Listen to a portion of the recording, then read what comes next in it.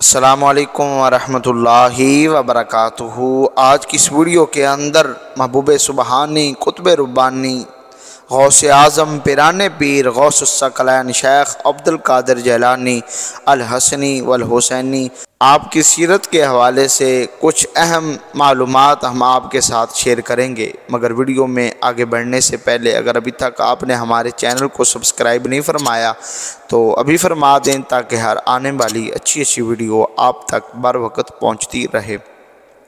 غوث اعظم کا اصل نام عبد القادر تھا، والد کا نام ابو صالح موسیٰ جنگی دوست ہے۔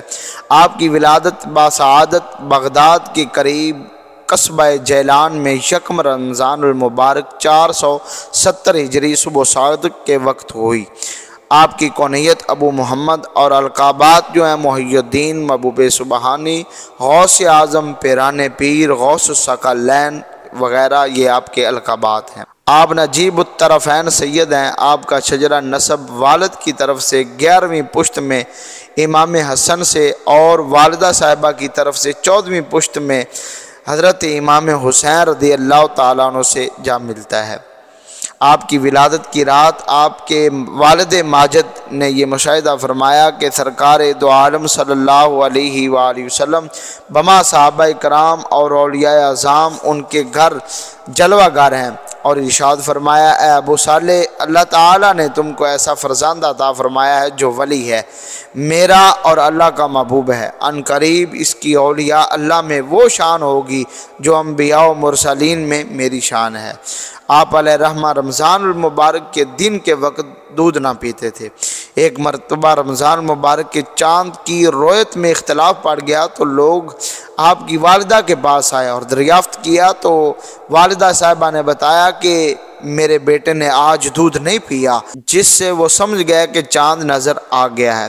آپ علیہ رحمہ فرماتے ہیں کہ میں بچپن میں کبھی بچوں کے ساتھ کھیلنے کا ارادہ کرتا تو کسی کہنے والے کی آواز سنتا، اے برکت والے کہاں جاتے ہو؟ میں سہم کر اپنی والدہ کی گود میں چلا جاتا۔ آپ سے پوچھا گیا کہ آپ کو کب معلوم ہوا کہ آپ اللہ کے ولی ہیں؟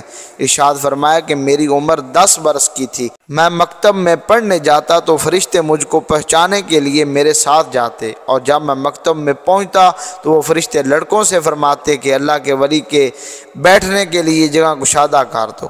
سرکار دو عالم صلی اللہ علیہ وآلہ وسلم کی آل پاک کے اس حسین گلشن کو رب العالمین نے بہت سا حسن عطا فرمایا تھا۔ آپ بے حد حسین و جمیل تھے۔ آپ فرماتے ہیں کہ میں نے درختوں کے پتے کھا کر علم حاصل کیا۔ آپ فرماتے ہیں کہ ایک مرتبہ میں نے مدرسے کا دورہ کیا تو میں دیکھ کر حیران رہ گیا کہ سارے طلباء درختوں کے پتے کھا کر علم حاصل کر رہے ہیں۔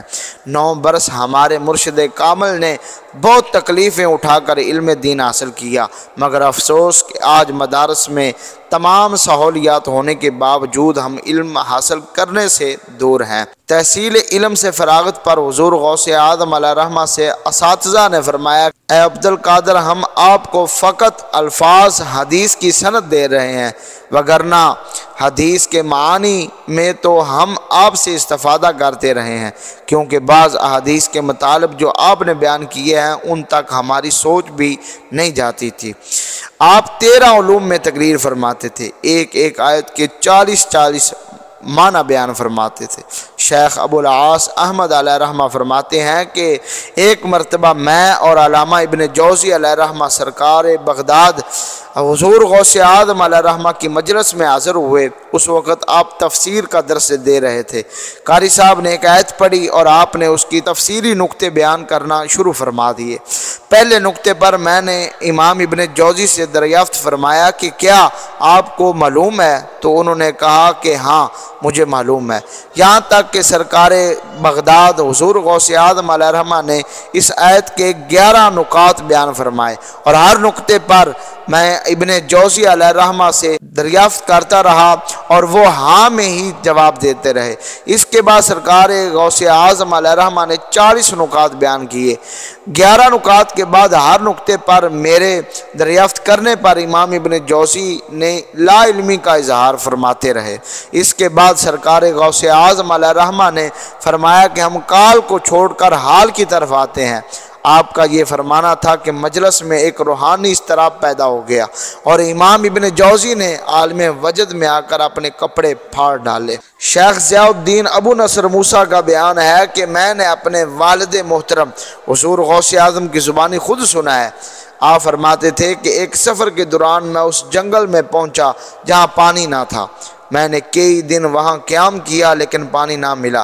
جب پیاس کی شدت ہوئی تو اللہ نے بادل کا ایک ٹکڑا بھیجا جس نے میرے سر پر سایہ کیا اور پھر اس میں سے چند بوندیں ٹپکی جنہیں پی کر مجھے تسکین ہوئی۔ اس کے بعد ایک روشنی پیدا ہوئی جس نے پورے آسمان کو گھیر لیا۔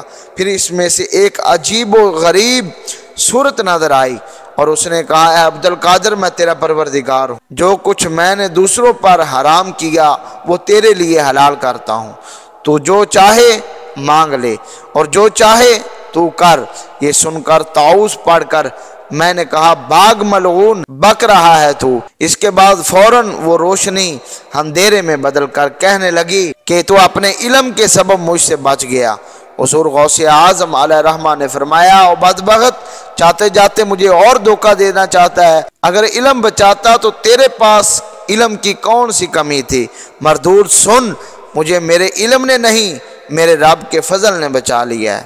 کیا شان ہے میرے مرشد کریم کی، علم پر ناز نہ کیا بلکہ اپنے پروردگار کے فضل و احسان پر ناز کیا۔ بزرگوں کا ہمیشہ سے یہ معاملہ چلا آ رہا ہے کہ وہ تحصیل علم کے بعد کامل شیخ کی تلاش میں نکلتے ہیں۔